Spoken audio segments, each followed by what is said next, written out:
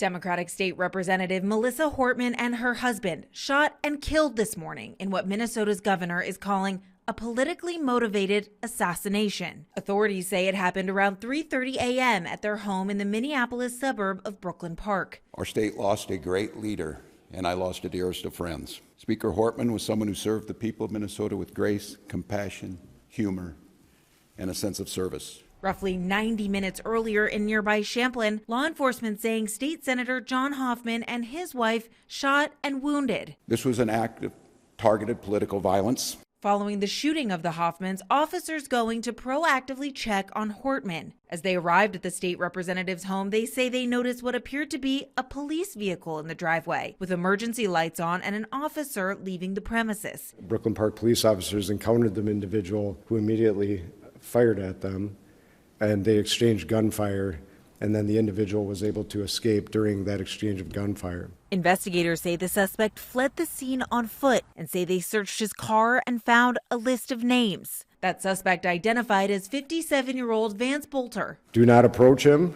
You should consider him armed and dangerous, and you should call 911 immediately with the information. According to law enforcement sources, the list in his car including Democratic politicians in Minnesota at the state and federal levels. State officials and local law enforcement say there is now increased security presence for lawmakers and other officials. In Washington, political leaders from both sides of the aisle, including former President Joe Biden, with a similar message saying political violence has no place in the country. The entire congressional Minnesota delegation also releasing a joint statement condemning the attack. Olivia Rubin, ABC News, New York.